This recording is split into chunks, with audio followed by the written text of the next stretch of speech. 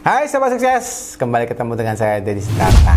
Kali ini kita akan membahas topik yang penting buat teman-teman yang memiliki dua sumber penghasilan setelah yang satu ini.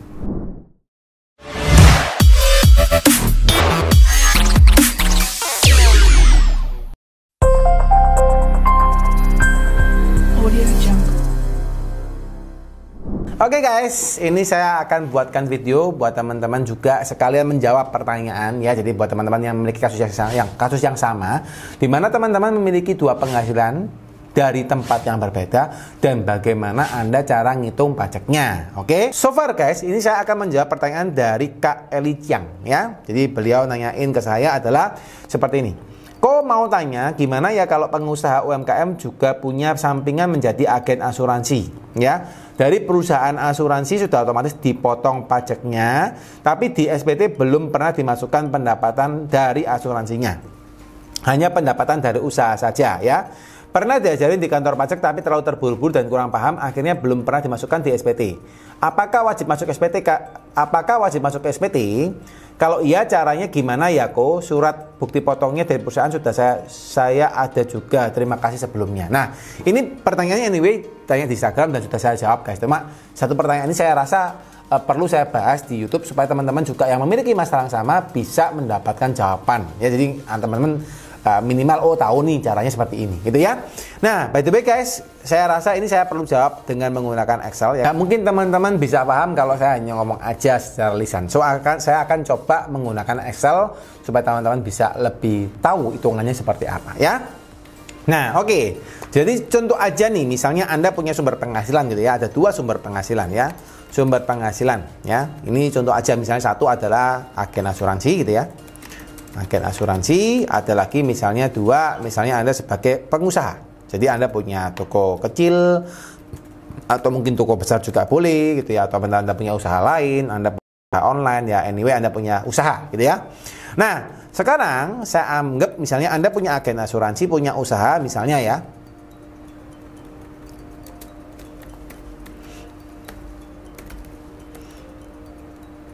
Anda punya usaha misalnya mendapatkan income sebesar misalnya gitu ya 500 juta gitu ya, ngawur aja gitu ya, 500 juta di tahun 2021 ya. Nah, maka guys, yang akan Anda dapatkan biasanya dari agen asuransi Anda itu biasanya cara ngitungnya gini. Jadi 500 juta ya, Anda akan dikalikan 50% ya, ketemunya 250 juta ya. Nah, dari sini tergantung insurance-nya. Kadang ada yang potong progresif. Jadi dia akan ngitungin ikutin progresif. Jadi misalnya ini dapat progresif ya, berarti kan sekarang yang peraturan pajak yang baru ya adalah 60 juta gitu ya. 60 juta dikalikan 5% ya. Itu ya. Ini pajaknya gitu ya. Terus sisanya berarti kan ini saya kurangin 60 juta. Ya. Saya kalikan 15%. Sorry. Saya kalikan 15% ya. Jadi total pajak yang Anda dipotong ke Anda biasanya adalah ini. Ini Anda mendapatkan bukti potong pajak dari insurance ya. Kurang lebih gitu ya. Atau Anda dari apapun yang Anda lakukan.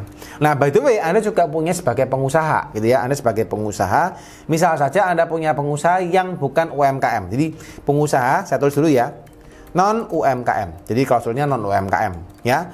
Anda punya omset misalnya let's say ngomonglah 1 miliar. Ini ngawur ya. Contoh aja maksudnya. Terus Anda punya untung gitu ya, untung misalnya 500 juta misal ya. Nah, kondisinya Anda sudah terlanjur lapor gitu ya, terlanjur lapor. Misal saja nih, Anda lapornya 500 juta gitu ya. 500 juta ini Anda akan dikurangin dulu cara ngitungnya pajak pribadi ya. Jadi Anda punya ini ya, ini omset. Untung ya, untung 5 juta. Ini keuntungan ya, laba ya, profit gitu ya, profit bersih gitu ya. Profit bersih. Nah, Anda kurangi dulu dengan BTKP ya. Misalnya aja saya ngawur ya, misalnya ibu tadi misalnya TK gitu ya. Tidak kawin harusnya. Berarti kan 54 juta ya. 54 juta ya. dikurangin, jadi ini 54 juta, namanya PKP ya, dikurangin, ketemunya 446 juta ya, penghasilan yang harus kena pajak ya. Lalu Anda harus bayar pajaknya, oke? Berarti berapa pajaknya? Kan pertama 60 juta nih ya teman-teman ya, kalikan 5%, terus yang berikutnya adalah 190 juta ya. Jadi teman-teman kalau yang tahu bahwa 190 juta ini kenapa? Karena range yang berikutnya 5% itu 60 juta pertama, range yang 15% adalah kelebihan daripada 60 juta sampai pada 250 juta. Ya, berarti selisihnya adalah 190 juta ya. Itu dikalikan 15% ya. Lalu sisanya ini kan masih di bawah 500 ya. Ini dikurangi 250 dulu. Baru dikalikan 25%. Ya, jadi total pajak yang Anda bayar adalah ini. Nah, ini misal sudah dibayar ya. Pajak yang sudah dibayar oleh Ibu Eli tadi ya. Misalnya, ini misal aja ya. Ini sudah dibayar, ini potong. Nah, masalahnya tadi Ibu Eli adalah dia sudah melaporkan yang bawah. Ya. Ini sudah dilapor. Oke. Sudah dilapor. Tapi yang atas belum dilapor. Nah, ya maka pertanyaannya gimana caranya sekarang? Kalau apa yang harus dia lakukan, ya? Maka guys, untuk kasus yang seperti ini, maka sarannya adalah solusinya, ya.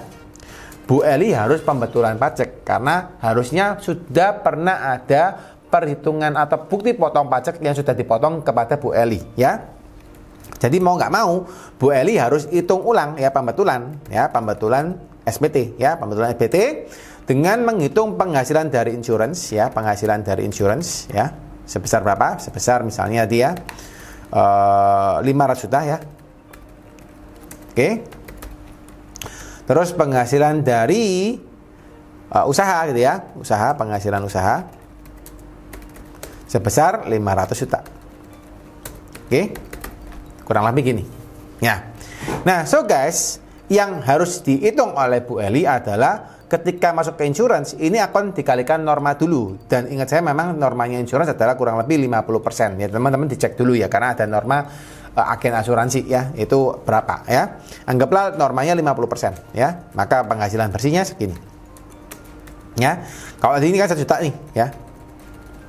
1 miliar nih ya, penghasilan bersihnya kan juga tadi kan 500 ya. Kurang lebih kan gini. Ya. Nah, maka total penghasilan bersihnya Bu Eli adalah berapa? Adalah ini guys. Oke, jadi harus digabung dulu penghasilannya. 250 tadi yang bersih tambah 500 ya. Lalu dari sini dihitung pajaknya. Pajak bayar berapa? Ya. Adalah berarti kan yang tarif 5% adalah 60 juta dikalikan 5% ya. Terus tarif yang 15% itu adalah 190 juta dikalikan 15% ya. Terus 25% tarifnya adalah 500 juta sampai 250 sampai 500, berarti kan 250 ya. 250 dikalikan 25% ya. Baru sisanya 30% ya. 30%. Berarti ini saya kurangkan 500. Ketemunya 250, ini yang dikali 30% ya. Maka total pajaknya adalah ini. Oke. Total pajak ya yang harus dibayar. Harusnya sekian. Oke. Nah, kondisinya Bu Eli sudah pernah bayar pajak ya, sudah pernah bayar pajak dan dapat bukti potong. Oke, berapa nilainya? Nah, pajak yang dibayar adalah ini 80.500. Oke. Ini ya. Terus pajak yang dipotong adalah ini. Oke, maka total pajak yang sudah dibayar adalah ini guys. Ya. Maka yang akan terjadi adalah selisih pajak yang masih harus dibayar. Masih harus dibayar adalah berapa? Adalah Ini guys, ya. Jadi ini memang agak repot ketika Bu Eli menggabung penghasilan, maka akan ada potensi penambahan pembayaran pajak, yaitu selisihnya ini, ya. Jadi teman-teman sebelum menghitung pajak, saran saya teman-teman harus hitungin dulu yang benar. Ingatin bahwa ada nggak penghasilan saya yang sudah dipotong oleh pihak lain, ya. Karena gini, kalau seandainya misalnya teman-teman, aduh Pak, kok ternyata saya kok harus bayar pajak tambahan lagi ya Pak ya. Wah, saya kok malas ya Pak ya, kan kadang-kadang juga mikir gitu ya. Terus, udah Pak, saya nggak mau laporin aja Pak, biarin saya anggap aja uangnya hilang, saya nggak mau laporin pajaknya. Nah, masalahnya guys, kalau Anda sudah pernah ada bukti potong pajak daripada pihak lain, ini adalah hal yang tidak akan bisa hilang. Jadi akan tetap ketahuan. Nanti entah setahun lagi, 2 tahun lagi, 3 tahun lagi, atau sampai 5 tahun lagi, itu pajak bisa cek Anda dan akan mengirimkan surat. Ini biasanya terjadi biasanya agak-agak lama ya. Biasanya kalau Anda baru tahun ini nih kejadiannya, bisa jadi 4 tahun lagi atau 5 tahun lagi baru dikirimin surat, ya. Nah, kejadian ketika Anda dikirimin surat, Anda akan tanyain, kamu punya bukti potong misalnya tadi ya 31,5 juta. Mana laporannya? Nah, digituin guys, ya. Ketika Anda ketahuan seperti tadi, maka di 4 atau 5 tahun lagi, mau nggak mau Anda harus bayar pajak tambahan. Jadi kalau menurut saya, kalau misalnya Anda mengalami hal yang serupa, sebaiknya Anda betulkan SPT Anda supaya kedepannya Anda nggak punya masalah yang sama. Ya, kurang lebih itu guys ya. Semoga teman-teman dapat gambaran, ya, dapat pemahaman yang jelas ya, supaya Anda nggak terlalu pusing ya. Mungkin buat teman-teman yang pengen belajar pajak soal pajak ya lebih dalam, teman-teman boleh cek deskripsi di bawah ya. Kita ada satu e-course yang kami dedikasikan khusus untuk Anda yang memang pengen belajar pengerti pajak ya. Pengen belajar pajak dari awal, dari nol sampai ya minimal Anda itu paham ya. Bukan yang expert benar ya, kalau expert Anda harus ikut brevet gitu ya, atau Anda jadi konsultan seperti saya gitu ya. Tapi Anda minimal tahu secara gamblang, nggak terlalu nggak tahu nol sekali nggak gitu ya, tapi Anda sudah paham ya. Anda belajarin materi mahir pajak, itu materi yang sudah kami siapkan khusus untuk Anda, dan Anda saya yakin dan percaya mendapatkan banyak manfaat ketika Anda belajarin materi tersebut ya. Kurang lebih itu guys yang perlu saya sampaikan. Buat teman-teman yang pengen bertanya silakan Anda komen di bawah, atau teman-teman juga boleh misalnya mau dapat telepon cepat silakan DM saya di Instagram ya. Teman-teman juga boleh follow dulu baru di DM, karena kalau nggak di follow nanti masuk ke hidden request tidak kelihatan ya. Kurang lebih seperti itu. Bagi yang suka dengan video ini silahkan di like, di subscribe, dan di share ke teman-temannya juga supaya dapat manfaat terkait dengan video yang kami buat.